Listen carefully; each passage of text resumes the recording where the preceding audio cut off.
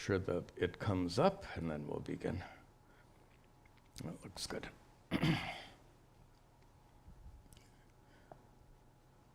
Very good.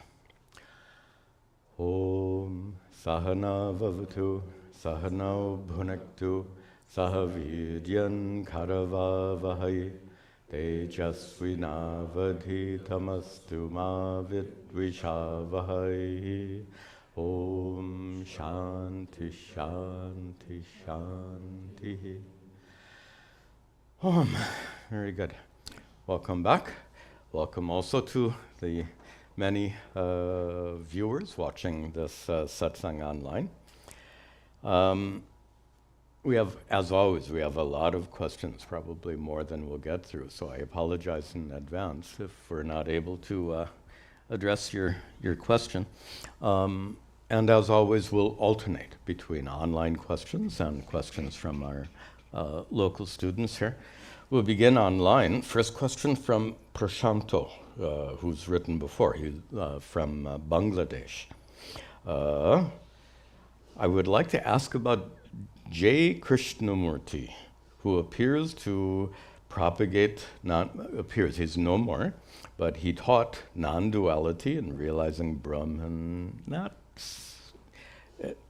However, he seems to dismiss any authority, including Ishvara scriptures and necessity for guru or initiation. My question is, how can one get enlightened without faith in anything like J Krishnamurti?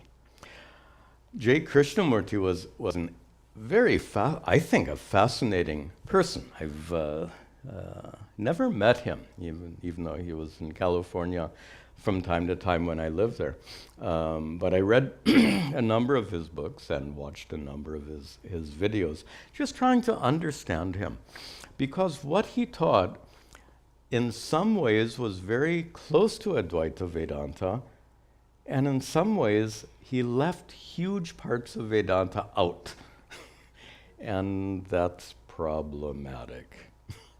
And the reason he left huge parts of Vedanta out is because he himself wasn't traditionally trained in these teachings of Advaita Vedanta. And there's an interesting backstory. We'll come to that in just a moment.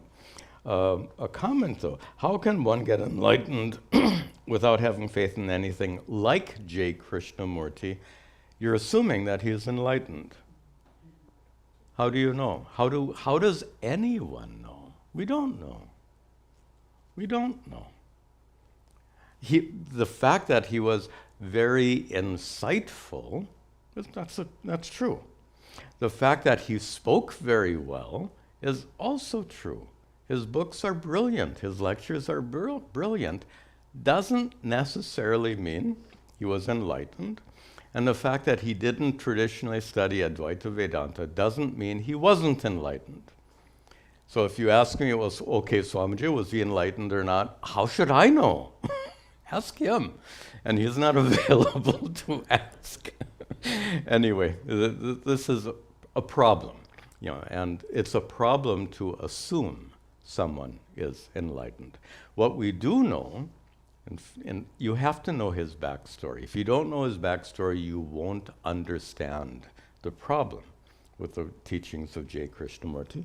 As a young boy, the story is amazing. He was walking down a beach near what was then called Madras, now called Chennai, and he was seen by two members of an organization we now know as Theosophical Society. I'm going to skip a lot. There's so many details I'll skip over.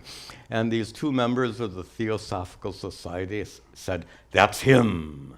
They never saw this boy before, but they believed in some kind of special powers of intuition and lots of esoteric things. The Theosophical Society included a lot of this occultism taught by Annie Besant. In Russia in the 19th century, this occultism got very, very big. And anyway, occultism has nothing to do with Hinduism, but the Theosophical Society had roots in India and kind of merged these two streams together, occultism plus Hinduism. And what they came up with, they called theosophy. And then it's called Theosophical Society. Anyway, they saw this boy and they thought that this would be the next world teacher, Jagat Guru. Somehow they intuited that this boy was special. So a boy was walking with his brother. So they said, you know, take us to your family.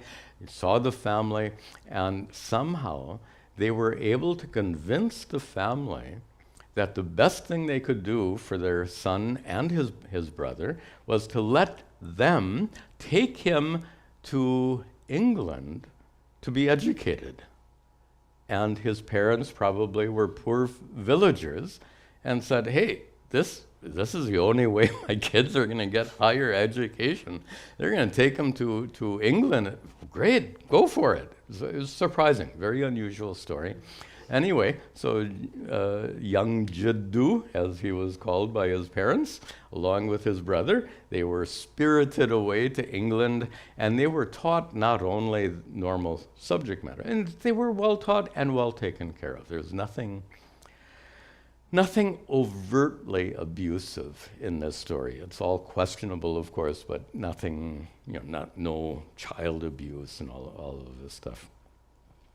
Anyway, they were well educated, well taken care of, and well indoctrinated into the teachings of theosophy. They groomed this young boy, he was probably, I think, 9 or 10 when this all started. So they groomed him for a decade to become the next leader of their organization. And then, this is almost too amazing to be true. They had a big convention, I think in Chennai itself. They had, I don't know, a couple thousand delegates, and they were going to unveil to all these Theosophical Society members, unveil the new world teacher, J Krishnamurti. He stands up at the podium and refutes the organization. This is a real story that really happened. That refutation probably around 1930 something. I'm not even sure about the exact dates. So 40s maybe, I'm not sure. Anyway, what a story. He refuted the organization, went off on the organization, by the way, continues to thrive today. Must have been a huge setback at that point, but they somehow picked it up and continued. Theosophical Society is they still have a center in Chennai after all these years, and they're still active. But J Krishnamurti left, and then I'm not sure exactly how he lived his life, but eventually he became a spiritual teacher, although he always said, I am not a spiritual teacher. He would teach, but he said he's not a spiritual teacher. And there's reason why here. A little bit of armchair psychology can go a long way here. He was abused by, abuse is a big word, but let's call it that. He was abused by authority figures, the indoctrination I'm talking about in particular, that he rejected. So he had this indoctrination forced down his throat. He rejected it, and that left what we could call a bad taste in his mouth about spiritual authority figures. He was subjected to this indoctrination from spiritual authority figures. He rejected it, and he left with very negative feelings towards any spiritual authority. A spiritual authority would include anyone calling themselves a spiritual teacher. Therefore, he would teach, but deny he was a spiritual teacher. But more so, he was very negative towards scripture, because a lot of the indoctrination he received was based on Hindu scripture. Remember, Hinduism plus occultism. was the Theosophical Society.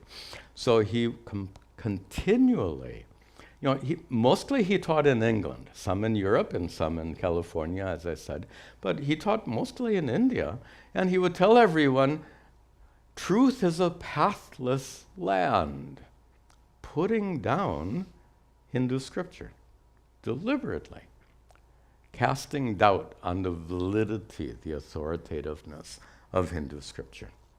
So here's now finally we'll answer Prashanto's question. Whether or not J Krishnamurti was enlightened or not, we have no idea. But one thing we know for sure is he didn't know Advaita Vedanta. What he taught was only part of what Advaita Vedanta taught. And Advaita Vedanta is a methodology. You've heard me say this before, and please allow me to make this point very clearly. Vedantic teachings are not like other teachings. Other teachings feed you important information, facts. The teachings of Vedanta are less like a compilation of spiritual teachings, but more like a road map. He claimed truth is a pathless land. The ancient rishis said, hey, we got a path. And they gave us the path in scriptures. The teachings of Vedanta resemble more of a roadmap, which are meant to lead you step by step by step to a destination. Krishnamurti, at best, had part of the roadmap. If you have part of a roadmap, how will that help? How much will that help? And then if you are a tour guide and you only have half of the map, how will you help others? You only had part. So what he taught was brilliant. Here's a final observation. This is a personal observation. You don't have to agree. What I told you is factual. It's just an amazing story. But my opinion is this. He was brilliant in what he taught. But what he taught was only a small part. He himself did not have the benefit of the wisdom of the ancient rishis because he rejected it as being inauthoritative. So therefore, he was deprived of the roadmap. He didn't have the roadmap, which means he couldn't have walked the roadmap, or he couldn't have walked the path on his own. That could imply or suggest that he wasn't enlightened, but there's no way for sure for any of us to know. Anyway, just an amazing story. And it, by the way, I've told you just the bare facts. The details are even more striking. It's really quite a story. Okay, next question from Vishaka. Vishaka lives in Virginia in this country. And she says, despite knowing God is one, and we worship that one God in different forms, I often feel guilty when I worship one form and leave out the other form. So if we stand here at our altar, we worship Sri Krishna, you think that Lord Vishnu will get upset? Or Lord Shiva will get upset? Or Krishna's predecessor, Sri Ram. Hey, why is he getting all the attention? Something like that. I'm being facetious just to point out that Vishaka's feeling of guilt is perhaps something from childhood. Maybe she was taught that we have to worship all of these different forms, and if we don't worship Goddess Lakshmi, then you won't get wealth in your life. If you don't worship Goddess Saraswati, then you won't get knowledge in your life.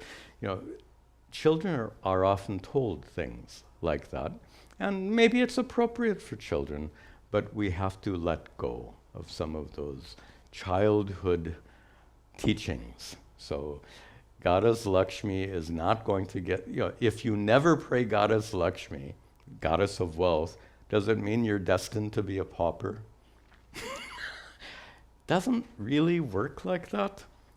But children are kind of given that that sense. And then these children grow up to be big, and sometimes we hold on to those ideas.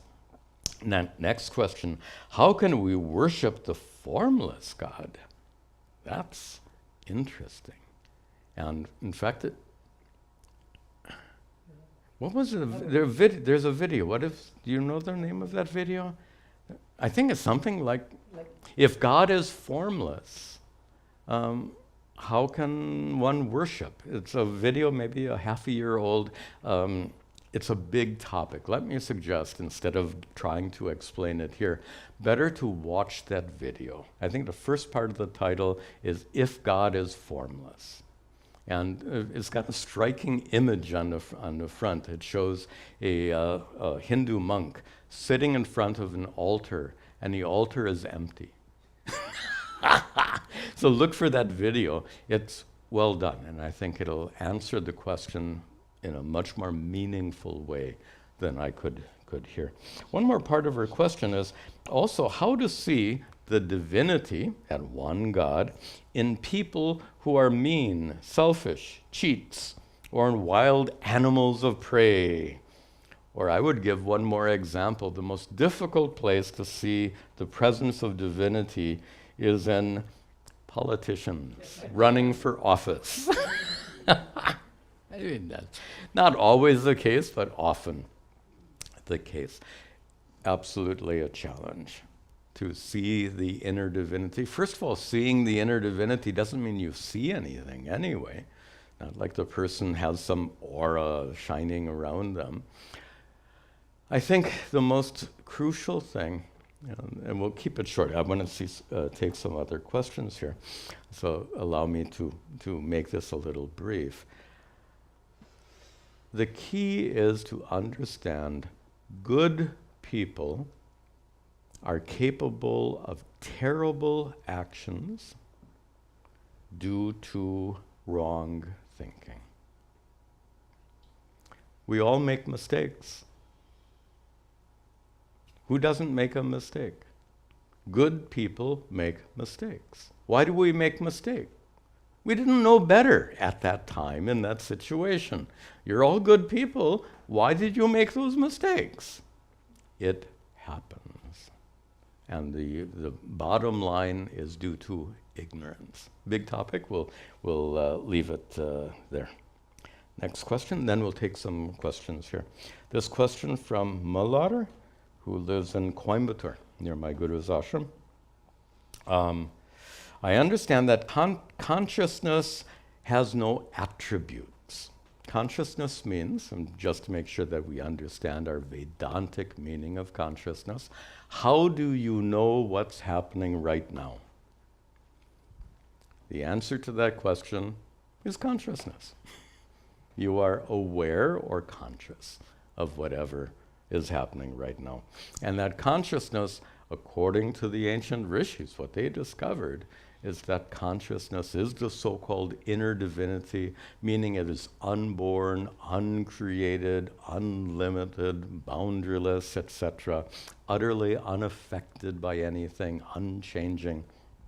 So it attributeless in that sense. Yet, how does it carry memories from one lifetime to another? How do memories go from one lifetime or another? Well, consciousness being attribute-free, as Muller correctly understood, can't. In fact, memories, we know today from neuroscience, memories are stored in your brain. And your brain doesn't survive death. Full stop. Then how do memories go from one life to the next? Well, wait a minute. Do you remember in detail what happened in your last life? Not surprising, because your prior brain got burnt in a fire. So it doesn't exist. So in general, memories do not survive from one life to the next. Then you say, what about all these anecdotes? And that we just have to leave. They're anecdotes, and no number of anecdotes constitutes proof. So we can't prove that anyone has memories, nor can we disprove that anyone has memories from prior lives. This is just beyond our, we can't explore it scientifically. Okay, we'll take some questions here. You'll need the microphone. So I remember in a Bhagavad Gita class a few weeks months ago, you said one of the best prayers are like, "Hey Bhagwan, please help me gain the knowledge of who and what you truly are." Mm-hmm. But Ishvara doesn't give you what you want though, like your prayers. So what's like the point of praying for that if? So I was just So praying for a specific purpose is your question. Does it make sense to pray for a specific purpose? Well, first of all, if you are going to pray for a specific purpose, it should be a good purpose. And praying for wisdom to know who and what is Ishvara, who are you praying to? How do you pray to someone you don't really know? That's a problem. So at least it's an intelligent prayer as opposed to a less mature form of prayer. Now the question is, when you pray for a particular thing, do you necessarily get that particular thing? Of course not. You are blessed according, interesting observation. What determines the blessings of a prayer? How much, to what extent you'll be blessed by a prayer? Does it depend on what you pray for, or does it depend on the intensity of your prayer? That's the key point here. It's the intensity of the prayer. What determines the intensity of a prayer is another thing entirely. For example, what it's not is doing an elaborate ritual, making thousands of offerings into a sacrificial fire while you're thinking about something else. That obviously is not an intense or fervent form of prayer. What I would say is that an intense or fervent prayer is one that has some emotional connection to Ishvara. And then that'll loop back to your question. It's hard to have an emotional connection with someone you don't know well. So going back to my statement in the Bhagavad Gita class, then the best prayer is to pray that I should know who and what is Ishvara, because that leads to a deeper emotional connection with Ishvara, and that will then lead to more effective prayer. Good. Other questions here? Anyone? Yeah, in back, please. You need the microphone.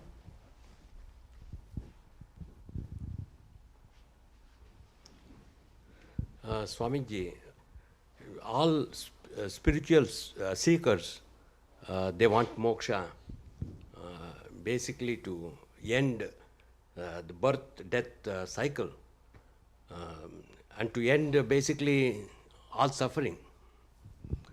Does this imply that there is no value in life? I would think that even rebirth has some virtues, Sure. Being alive as a human has virtues. There are so many good things that we can do. Sure. So the emphasis in the Hindu tradition on moksha is not meant to disparage the value of life. That's a common misinterpretation, and the fact that you were raised in India and you have that thought, we can blame the British for it. Blame the Brits for everything. Nowadays it's become very fashionable in India to blame colonialism for all of these problems. There's some truth to it, actually, because it was the early Indologists, who actually they were more from Germany and other European countries, but some from England as well, who started to, this is way back, this is 19th century. They started to learn Sanskrit, and these European scholars, and started to read the Hindu scriptures, and they came to that exactly your conclusion. and that is that there's so much emphasis on moksha that it seems to deny the value of this life. That was their interpretation. Their interpretation was wrong, and I'll explain how in just a moment. It's like, by the way, that's not uniquely Hindu. In Islam, why would a terrorist be willing to give up his life? Because going to heaven and having, what are they, 64 ladies? I don't know, some they have some teachings about this. I'm not even familiar with them.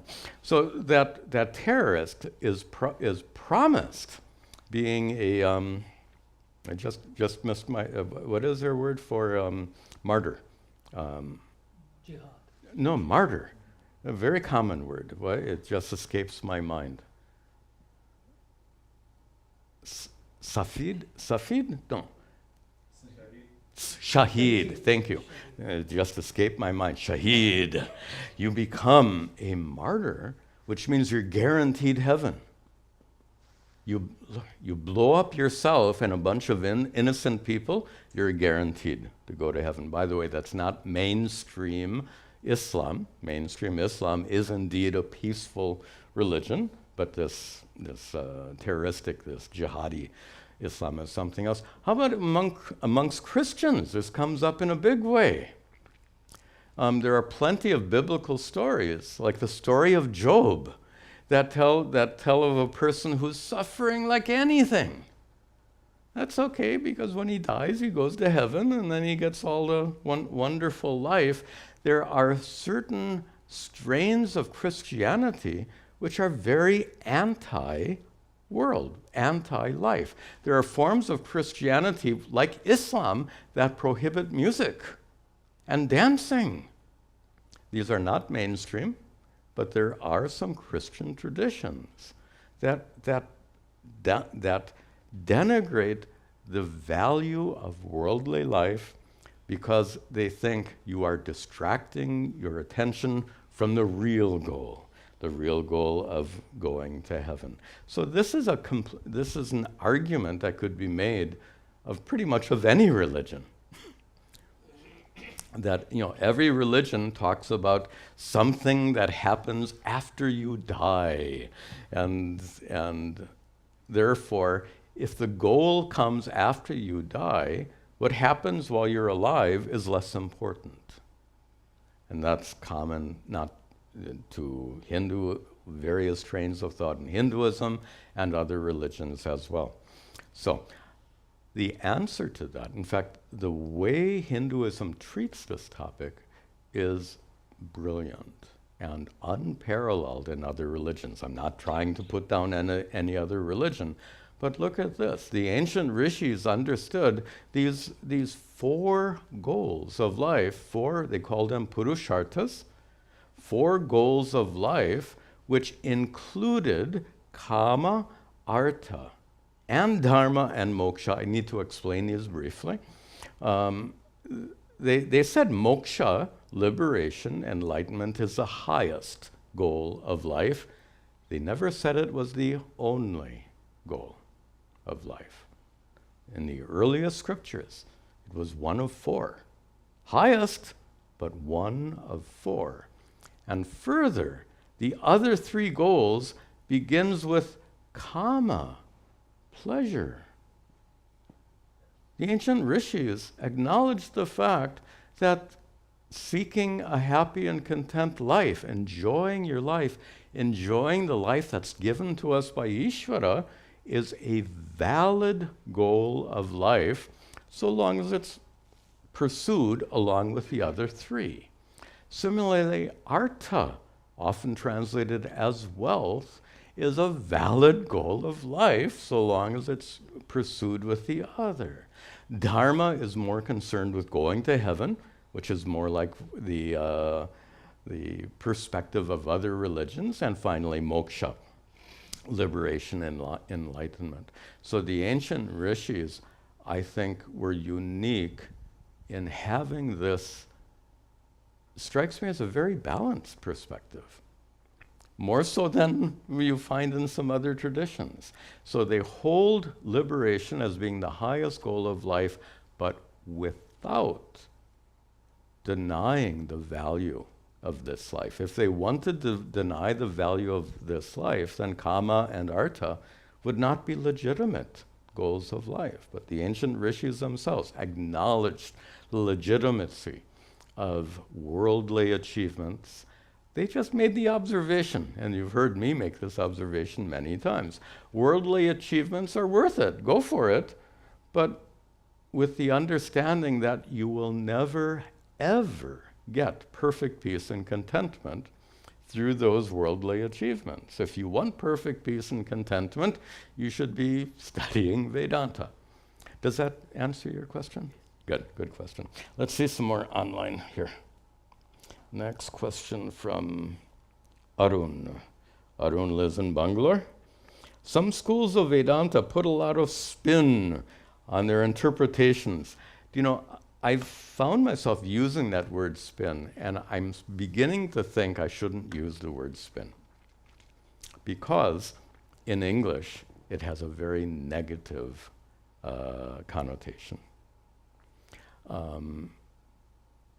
So I'm saying this out loud so that I have a sankalpa. Stop using the word, put a spin on things. The fact is, there are many interpretations, which is what Arun is saying. But using the word spin, I have a feeling maybe Arun was listening to my lectures and got that word spin. Okay, it's a common word though. Some schools of Vedanta put a lot of spin in their interpretations and commentaries of religious texts, particularly Bhagavad Gita.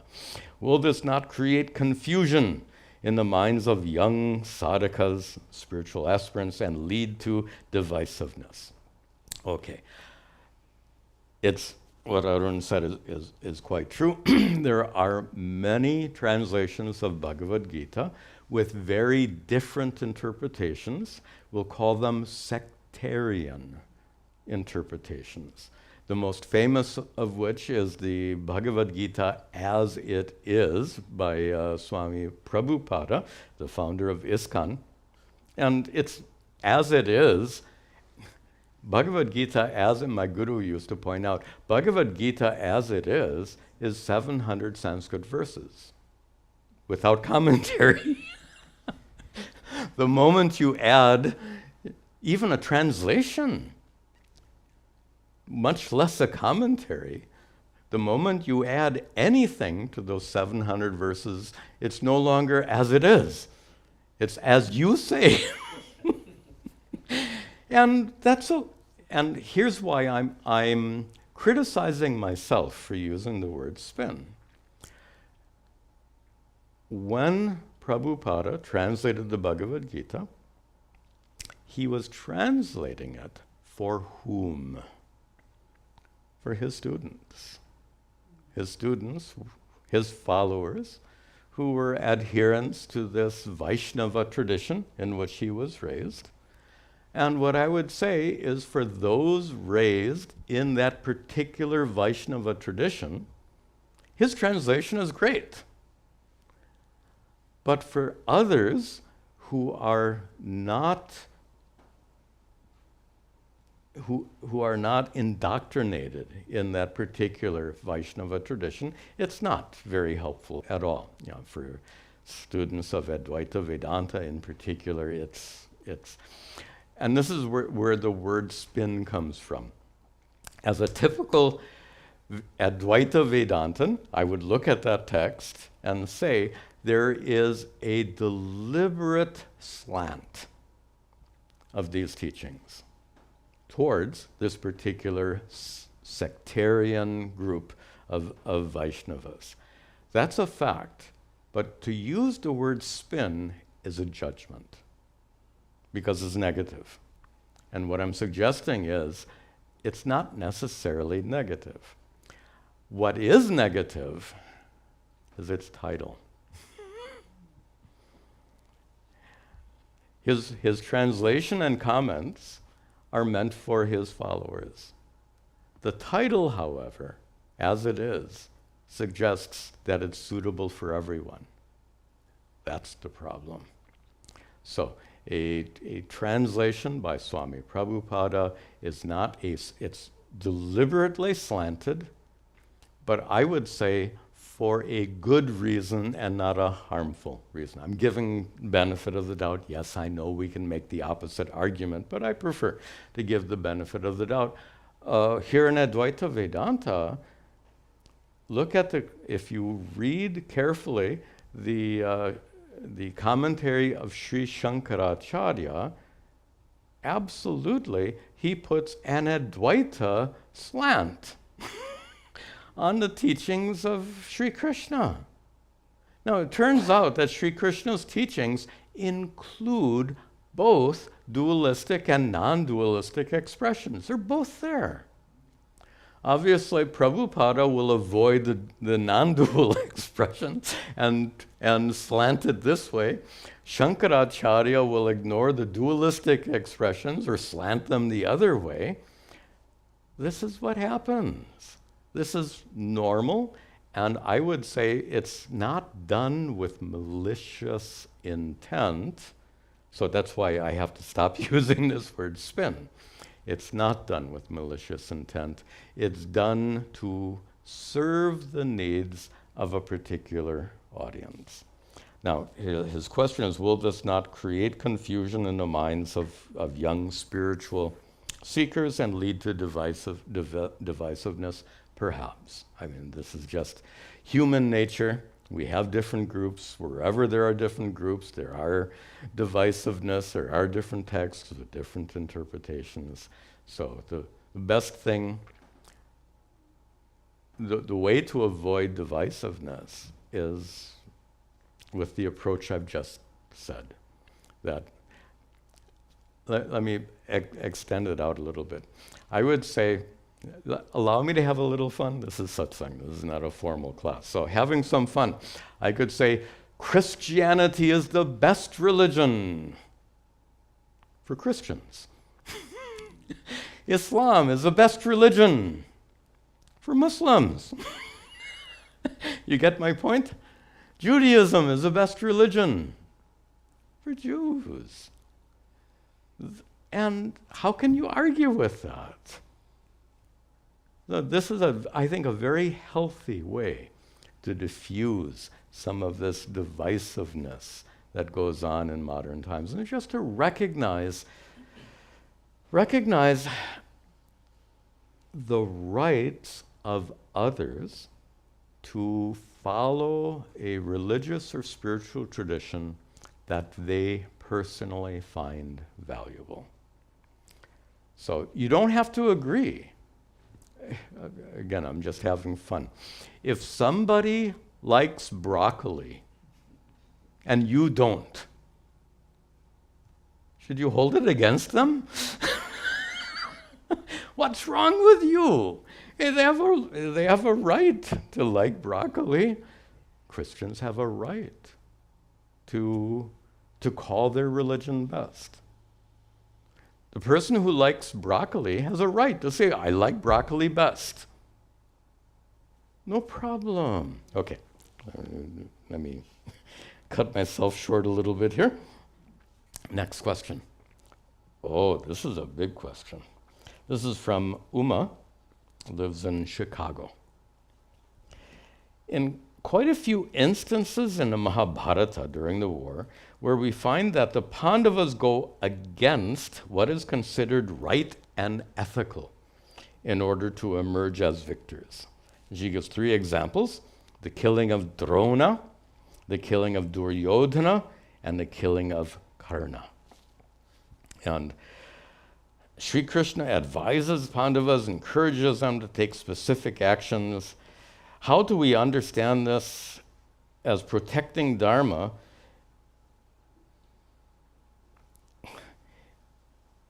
Yeah. And finally, does it mean that the end justifies the means? Is the essence of Uma's question. Okay. Now, By the way, the story is so complex. If I were to tell you the whole story of how Drona, Duryodhana, and Karna got killed, that would take just an hour, that much, because the stories are quite complicated. But in each case, what Uma says is correct. There's some, what do you call it, double dealing? There's something going on behind the scenes. And specifically, this we can say, what's going on behind the scenes is Sri Krishna is pulling strings and manipulating the situation. In all three cases, all three of them, I'll give us a simple example. Duryodhana being killed.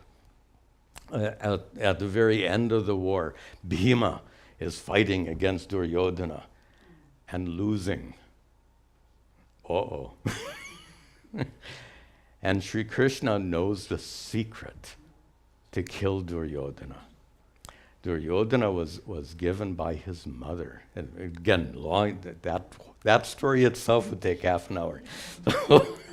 Anyway, Duryodhana was given some special blessing by his mother, a blessing which covered every part of his body except his thighs. Somehow, her blessing and there's that, you have to read this story. It's an amazing story. Anyway, his thighs were somehow excluded from mother's blessings.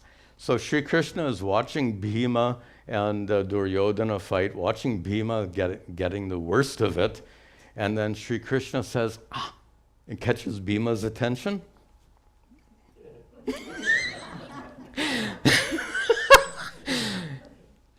What does that mean?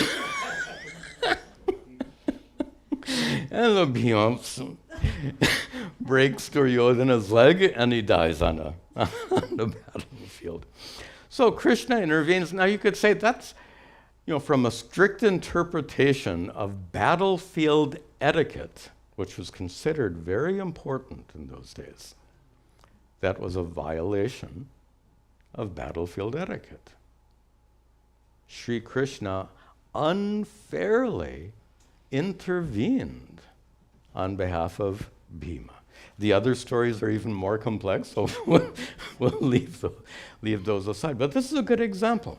Sri Krishna intervened. Does this mean that the end justifies the means? And it's so much more complex than that. Before coming to Sri Krishna, the whole of the Mahabharata is brilliant that it shows dharmic people doing adharmic actions. That's, in fact, if there is a major theme running through the whole text, 84,000 verses, I would suggest that maybe this is one, not the main theme, but a main theme. Great people. Bhishma. Making terrible mistakes. Supporting the Kauravas. Horrible. How could he do that? How is another hour-long story. But suffice it to say that the point is to show the consequences of not following dharma. So it shows Bhishma, a very dharmic person, doing things which are absolutely adharmic. Is that to show that we should all imitate Bhishma? He did a dharmic. He was the greatest character of that whole epic. Save Sri Krishna, I suppose. The greatest character is Bhishma. So are we meant to emulate him? He made terrible mistakes. We should all make mistakes like Bhishma. How absurd is that? The point of the whole of the Mahabharata is to show how adharmic actions have terrible consequences. That's what's being taught. We have to know what's being taught. I have to share this wonderful story. Few of you may have heard it. Most of you haven't. The problem of imitation. So just because Bhishma did it, it must be okay. Oh, here, Sri Krishna is violating battlefield etiquette. If Sri Krishna puts the end above the means, if Sri Krishna does, then we should all emulate Sri Krishna and we should do likewise. This imitation is absolutely not following Dharma. And the hilarious story that's given to show this is a sadhu, Hindu monk, who with his 3 disciples goes to the sea. They're sitting there on the edge of the sea meditating. And then this guy gets up from his meditation, the guru, gets up from his meditation, walks out into the water, and fish going around. He grabs a fish and he eats it whole. Then he grabs another one and he eats it whole. He does this several times. He eats a bunch of fish. His disciples are watching him. Wait a minute, Guruji has always told us we shouldn't eat non-veg food. But then, he's our guru. If it's what's good for guru is good for shishya, disciple. So what do? They go out and catch some fish, bring it up on the shore, start a fire, put it in a pan. They clean the fish, put it in a pan, put all this masala on, and what do you call that? Michli masala something? I don't know. What is the right word? Machli. Yeah, machli. My Hindi is that good. Anyway, machli masala. So they enjoy it and they have a nice meal, and then anyway, they all sleep at night. Next morning, Guruji wakes up and the disciples watch as Guruji wades out into the water, opens his mouth, and the fish jump out one at a time. He was protecting the fish. The fish were about to be eaten by some shark or some kind of animal, so he protected them overnight by storing them in his belly. Next morning, he returns them to the sea, and then Guruji turns to his disciples, now you do that.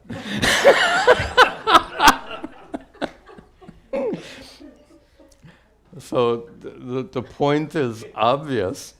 Just because Bhishma does something doesn't mean you should imitate. Just because Sri Krishna does something doesn't mean you should imitate. So this imitation thing is a huge problem. Now, the more subtle question is why Sri Krishna gave that kind of advice. And not just on these 3 occasions. There's the other so many stories. Arjuna is about to be killed, I think by Bhishma, if I remember right. And Arjuna had all these complicated stories. I think Arjuna had said, if I don't defeat Bhishma by the end, is it right? At the end of the day, if I don't kill Bhishma by the end of the, who is it? Karna. Okay, thank you. See how complicated these stories are. I'm glad you remembered. Thank you. Arjuna made a vow, if I don't kill, it was Karna. If I don't kill Karna by the end of the day, I will jump in a fire, sacrifice myself. And day is ending, Karna is winning. And what does Sri Krishna do? Extends the day. There are many stories like that.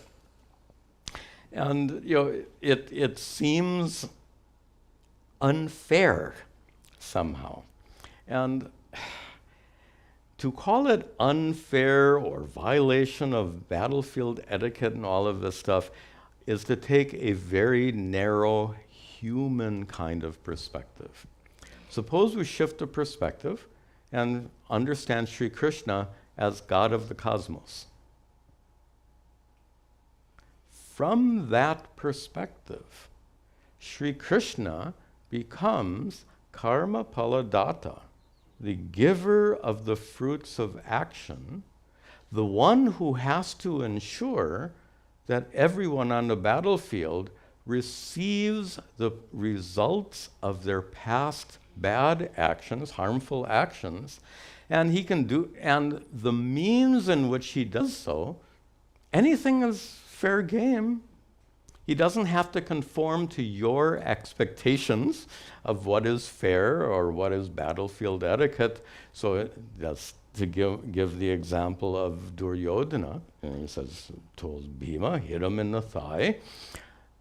That's not interfering. What we would, a good interpretation, it's all interpretation. Yeah, it's a fantastically complex story which leads to many possible interpretations. I would say a useful, helpful interpretation, and also one that's consistent with the teachings of Hinduism in general, would be this. Sri Krishna, as the giver of the fruits of action, karma paladatta, as the God of the cosmos, as the God who rules over the laws of nature, including the laws of karma, needs to ensure that Duryodhana receives the consequences of his prior harmful actions in this life, and certainly plenty in this life, and perhaps in prior lives as well. And Sri Krishna chooses this particular means of ensuring that Duryodhana suffers the consequence. He uses Bhima as an instrument. Through the instrumentality of Bhima, and with this, they call it sanketa, you give some indication. With this indication, he causes Duryodhana to receive karma pala. So this would be a healthy interpretation, but which is another reason you can't imitate Sri Krishna. He's the karma paladatta. Who are you? He's the God of the cosmos. I'm this little insignificant little speck. Come on.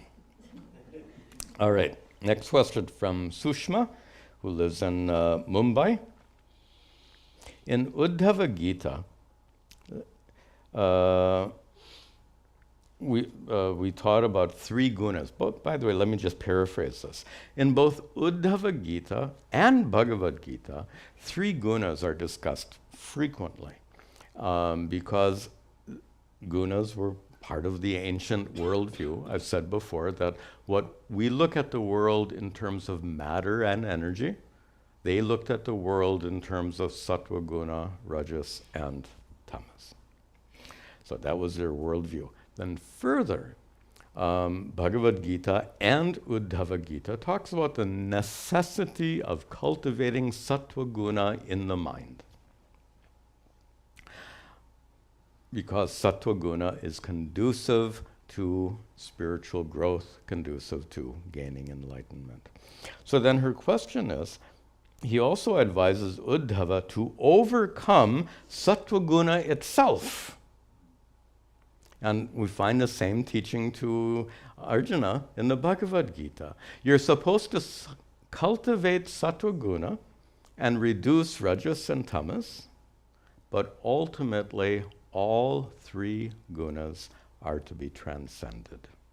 How to reconcile these 2 perspectives. It's not that hard.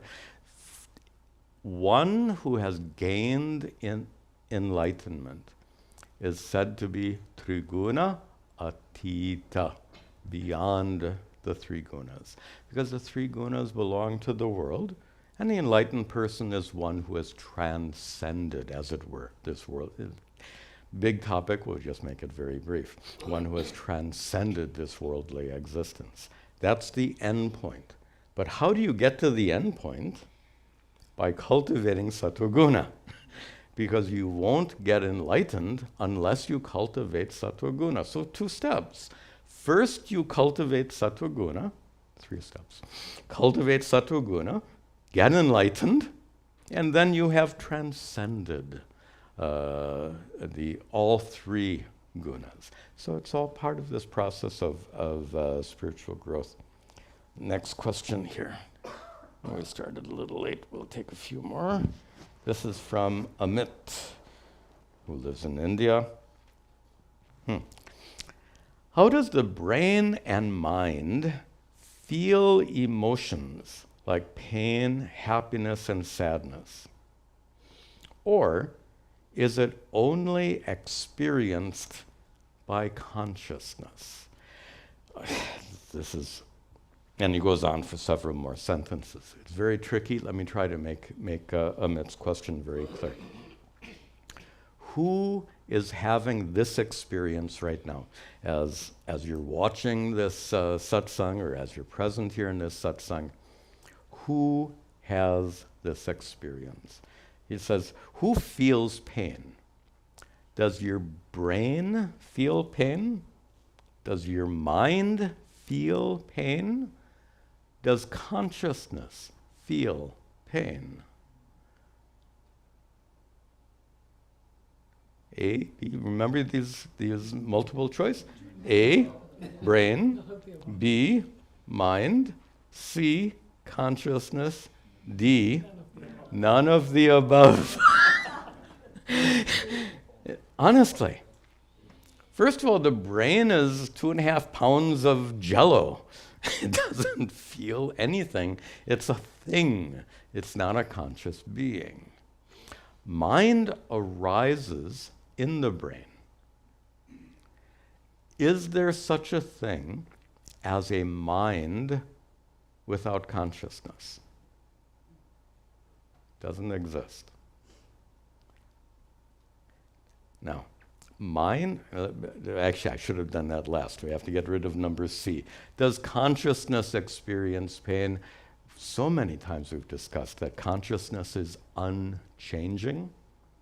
To go from a state of happiness to a state of sadness, or a state of pleasure to a state of pain, is a change. Consciousness is unchanging. That which is unchanging doesn't experience anything, doesn't feel anything. Because of consciousness, feelings take place, and now we're back to the mind, and that is, mind itself doesn't experience, because mind is never separate from consciousness. Consciousness doesn't feel, because consciousness is unchanging. Unchanging consciousness doesn't feel pain and happiness. Mind, separate from consciousness, can't feel, because mind can't be separate from consciousness. So where do we end?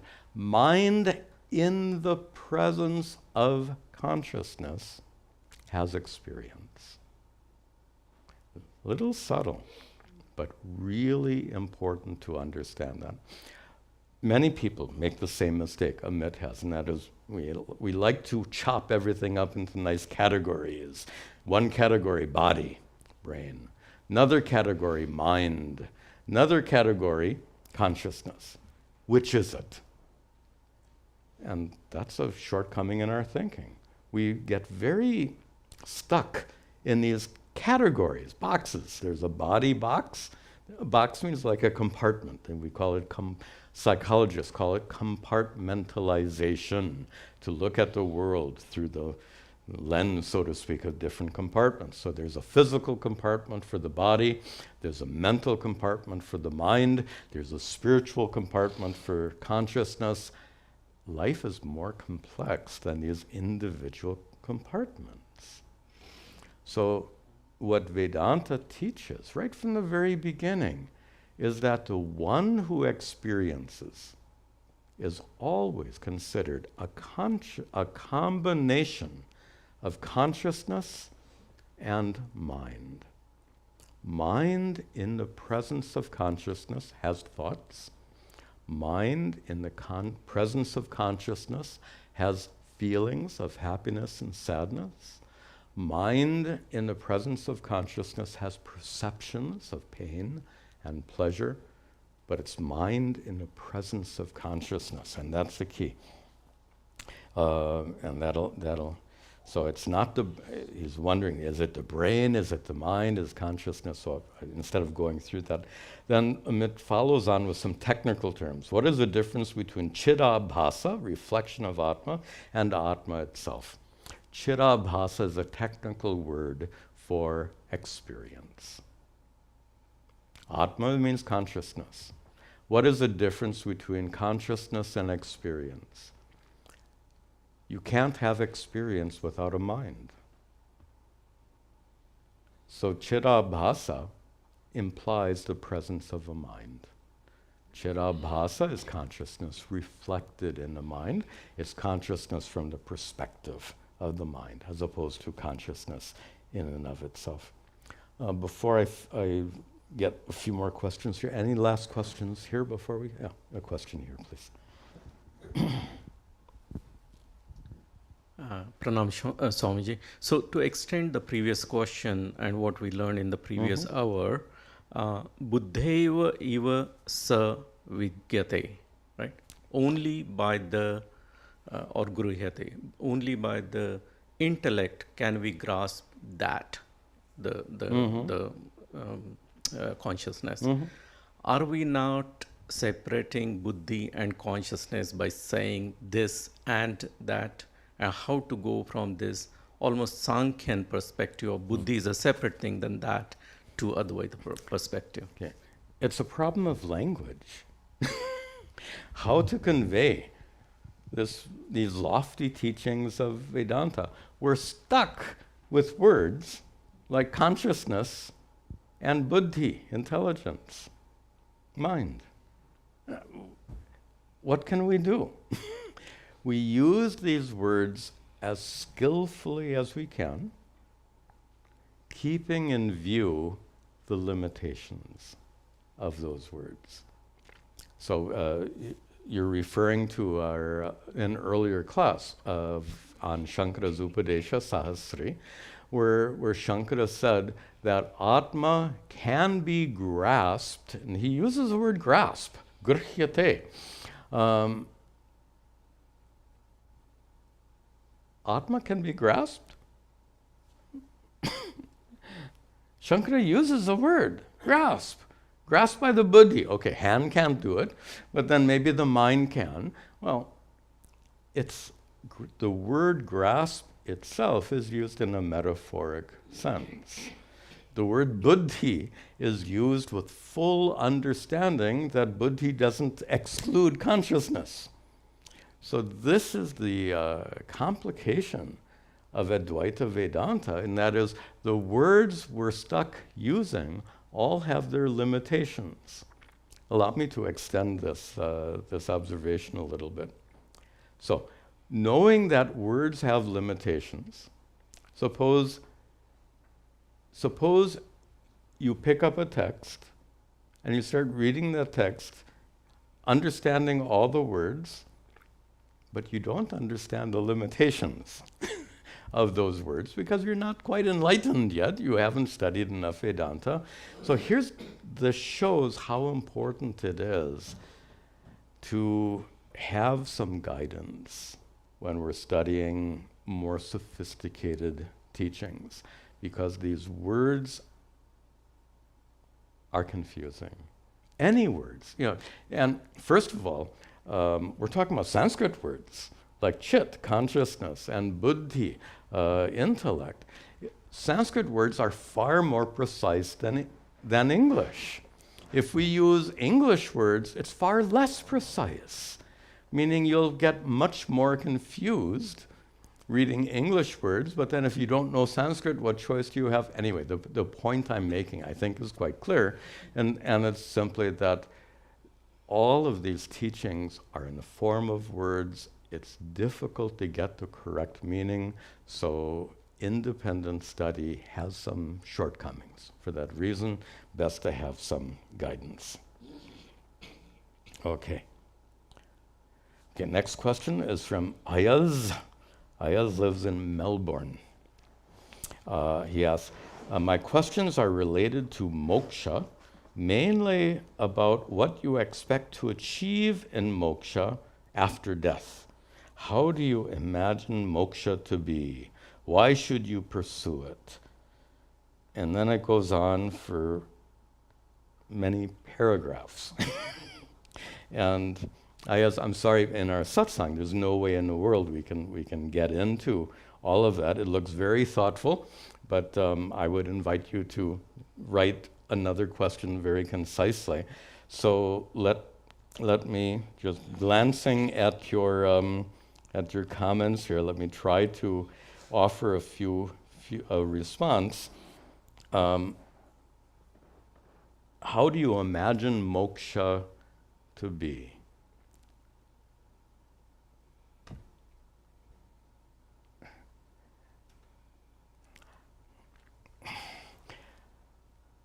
Moksha is not a state of existence that you achieve in this life or the next life. Wow. Interesting. I'll say that again. And I'm being 100% Vedantic, 100% following Shankaracharya. Moksha is not a state of existence. It's not a state of existence in this life. It's not a state of existence in the next life. Then what is all this Vedanta about? Moksha means freedom. Freedom from what? In this life, it means freedom from suffering. In the next life, it means if you get born again, you're going to suffer. So no rebirth after this. Moksha is not a philosophical idea or topic. Moksha, properly understood, is this simple: freedom from suffering. So what he asks, how do you imagine moksha to be? Not a matter of imagination, it's a matter of experience. Moksha is the experiential absence of suffering, not the absence of pain. And here we have to make the distinction between pain and suffering. We've made that in many prior classes, so I won't belabor the point here. Moksha is not freedom from pain. As long as you have a physical body, you're subject to pain. As long as you have a mind, you will be subject to emotional pain. But properly understood, it is indeed possible. In fact, it's not even a big deal. You can have pain without suffering. Let me just give an example of that. My favorite example.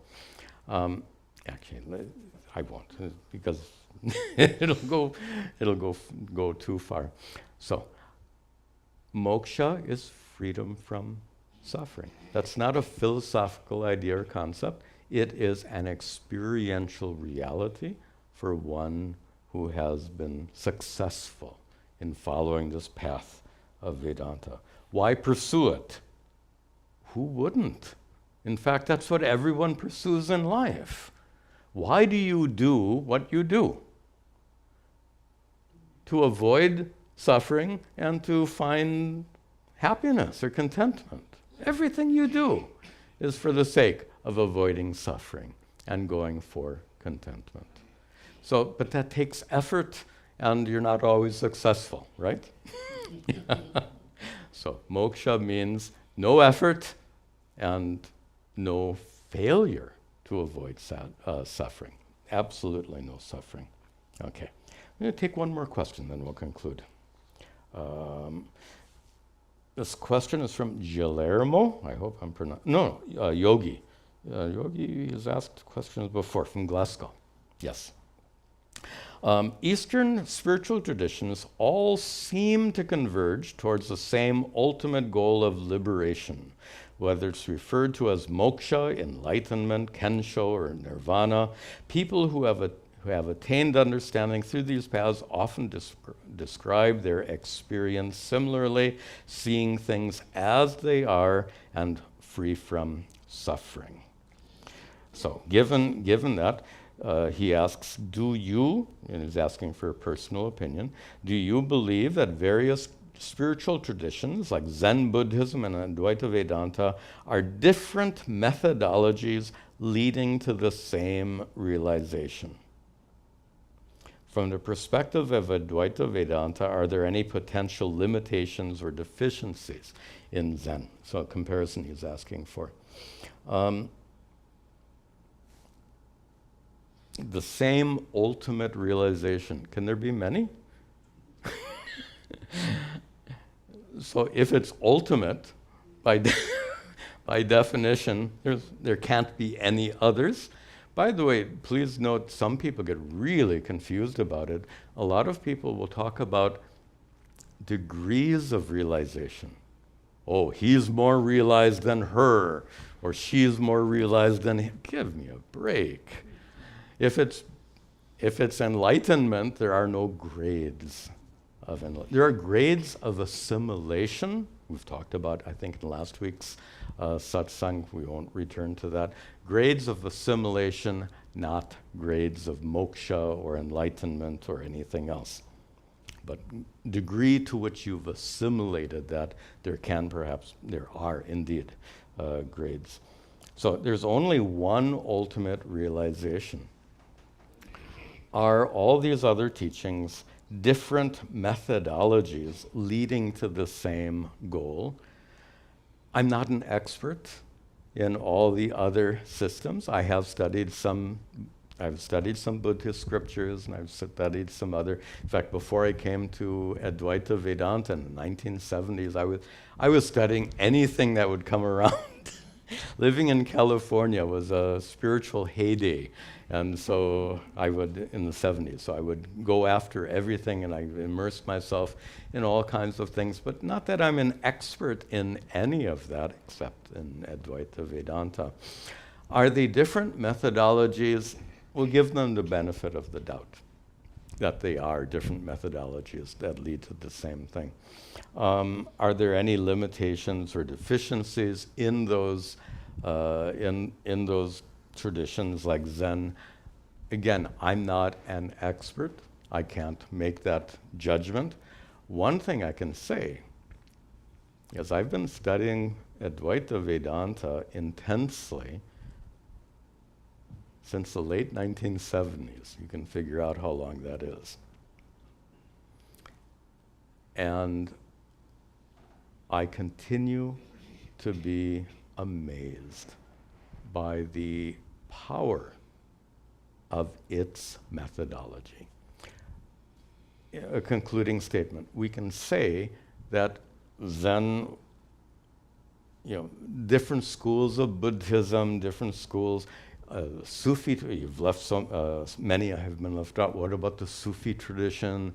What about Christian mysticism? What about Jewish mysticism? We have a lot of schools of thought, and I do indeed believe they all point to the same truth. The question I would say is, they point, but can they lead you where they're pointing?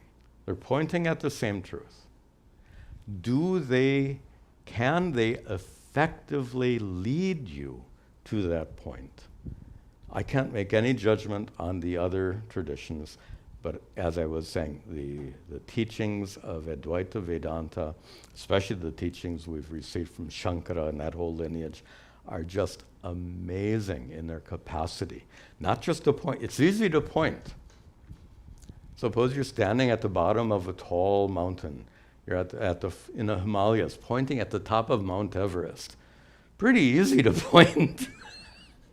Getting there is another thing entirely. All these traditions point.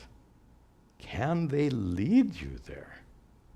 The other traditions, I don't know, but with regard to Advaita Vedanta, doubtless. Okay, we'll end with the prayer. Om sarve bhavantu sukhinaha sarve santu niramayaha sarve bhadrani pashyantu ma kaschid dukkha bhag bhavet asato ma satgamaya tamaso ma jyotirgamaya mrityorma amritangamaya. Om shanti shanti shanti. Om tat sat. See you next time.